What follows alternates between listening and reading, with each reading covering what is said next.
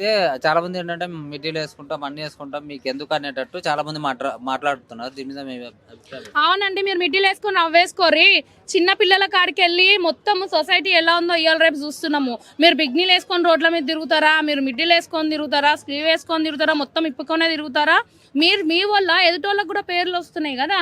మీరు ఆలోచించాల్సింది ఒకటే, ఆయన ఏమి మొత్తం ఇట్లా ఇప్పుకొని తిరుగుతారని చెప్పలేడు. ఆయన చెప్పింది ఒకటే, కొంచెం నిండుగా బట్టలు వేసుకోమని చెప్పిండు. ఆయన ఒపీనియన్ షేర్ చేసిండు. ఇష్టం ఉంటే అది మా పర్సనల్ ఇష్యూ, మేము ఎలాగైనా వేసుకుంటాము. అయితే తను శివాజీ గారు ఎవరన్నారు, మన అనసూయ గారు ఎవరు అన్నట్టున్నారు ఈ డైలాగు. మేడం, పర్సనల్ అనేది నీ ఇంటి వరకు చూపించుకో, సొసైటీకి తీసుకురావద్దు. నీ పర్సనల్ ఏది ఉందో అది నీ ఫ్యామిలీ వరకు పెట్టుకో. నువ్వు ఏమంటారు స్విమ్మింగ్ పూల్లో డ్రెస్సింగ్ వేస్తే చూసేటోళ్ళు ఏమైపోవాలా? వేరే వాళ్ళకు కూడా వేసుకోవాలనిపిస్తుంది ఆబ్వియస్లీ. సో మీరు చెప్తుంది ఏంది, మేము ఏం నేర్చుకోవాలో, మీరు ఈ డ్రెస్ వేసుకోరు కాబట్టి మేము ఆ డ్రెస్ వేసుకోవాలి. మీరు లక్షలలో కొంటారు.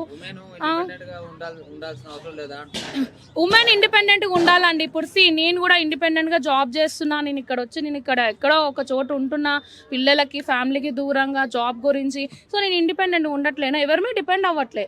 నా శాలరీ ఏందో నేనేందో నేను నా లైఫ్ నేను లీడ్ చేస్తున్నా. అలానే నేను ఇప్పుకొని సగం వేసుకొని నేను తిరుగుతున్నా. లేదే, నువ్వు కూడా ఇండిపెండెంట్గా ఉండు, నువ్వు యాంకర్వి. నీ లిమిట్స్ ఒక లిమిట్ వరకు ఉంటుంది. నువ్వు ఇద్దరు పిల్లల తల్లివి, నిన్ను చూసే కాదు మేము నేర్చుకుంటాము. అది అంటే సిటీ కల్చర్ కూడా ఇక్కడ కూడా అలవాటు అయితే బాగుంటుంది అనేటట్టు మాట్లాడతారు. ఏదేది ఆ డ్రెస్సింగ్సా అమ్మా? మీరు వరకు మీ హస్బెండ్లు మీరు రోజుకు 1,00,000 సంపాదిస్తారు కాబట్టి ఓకే అమ్మా. మేము రోజుకు ఒక 500-600 సంపాదించుకునేటోళ్ళము. మా హస్బెండ్స్ ఇంట్లో ఒప్పుకోరమ్మా. నువ్వు ఇలాంటి మెసేజ్లు ఇచ్చి చేసినావు అనుకో, అనవసరంగా ట్రోల్ అయితే నీ మీద నెగిటివ్ వస్తుంది. కామెంట్స్ కూడా చూస్తున్నా, చాలా వరస్ట్గా పెడుతుర్రు. నీతో పోల్చుకుంటే నేను బెస్ట్. నాకే కొన్ని మంచి మంచి కామెంట్స్ వస్తున్నాయి. అదే, సో ఒకసారి చెక్ చేసుకో ఎవరు రాంగో ఎవరు కరెక్టో. అంటే ఒక ఫీమేల్ ని అనగదొక్కాలని చూస్తున్నారు మగజాతి అని చెప్పి. వద్దా, ఏమనగదొక్కిరమ్మా?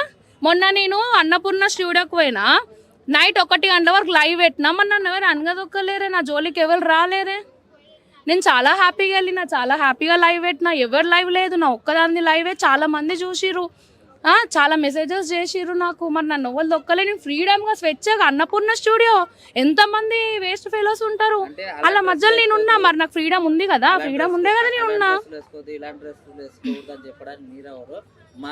మేము ఆడవాళ్ళకి మాకు ఒక స్వేచ్ఛ ఉంది, మా స్వేచ్ఛను మీరు అనదొక్కుతారా అని చెప్పి. యా అమ్మ అనసూయమ్మ, నీకు ఒక్కదానికి బొట్టు పెట్టి పేరు పెట్టి నీకు చెప్పలేడమ్మా.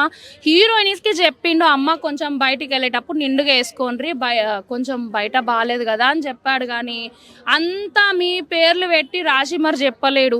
అది నీకే వర్తిస్తుందా అంటే, మరి నువ్వు అలాంటి డ్రెస్సులు వేస్తున్నావు అని చెప్పేసి నీకు కూడా అర్థమవుతుంది. అది నువ్వు చేంజ్ చేసుకుంటావా, చేంజ్ చేసుకోవాలా, అది నీ పర్సనల్ ఒపీనియన్, మాకు సంబంధం లేదు. సో ఆయన చెప్పింది సొసైటీ గురించి, అది మీరు పర్సనల్గా తీసుకుర్రు. అది మీరు ఏమన్నా చేసుకోరు. ఇండిపెండెంట్ అయింది, స్వేచ్ఛగా జాబ్ చేయాలి, ఒకళ్ళకి ఇన్స్పిరేషన్ అవ్వాలి. నిన్ను చూసి మేము బిగ్నీలు వేసుకోవాలా, నిన్ను చూసి మేము అవ్వేసుకోవాలా? మాకు కూడా వేయాలనిపిస్తుంది. అప్పుడు ఏంది రెస్పాన్సిబిలిటీ? డైవర్స్ అయిపోతే ఇక కూలిపోతాయి సంసారాలు అన్నీ. అదే సొసైటీలో చాలా ఇన్సిడెంట్లు జరుగుతూ ఉన్నాయి కదా, కానీ ఈ టాపిక్ కాకుండా ఇప్పుడు అర్థమైంది. ఎగ్జాక్ట్లీ, అవునండి. మొన్న 20 years అమ్మాయిని రేప్ చేసి చంపిండు ఒక ఊర్లో. అదేమైంది?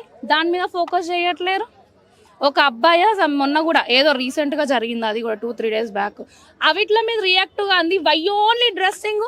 పనికొచ్చి దాని మీద కానీ పనికి రాని మీద కానీ మీ వింటారు, మీ టైం ఎందుకు వేస్ట్ చేసుకుంటారు? ఓన్లీ డ్రెస్సింగ్ గురించే మీకు బయట అందరు లేడీస్ మీదకి వస్తుంది, అది వస్తుంది అంటుర్రా. మరి బయట సొసైటీ మీరు జస్ట్ కనిపిస్తూనే మీ గురించి ఎగురుతాం బయట, మరి మమ్మల్ని దేకను కూడా దేకరు. ఇప్పుడు మేము అందరం మమ్మల్ని రెచ్చగొడుతుర్రా శివాజీ పైకి నెగిటివ్ కావాలని? ఫరక్ కూడా పడదు మాకు, మేము శివాజీ గారి సైడే ఉంటాము.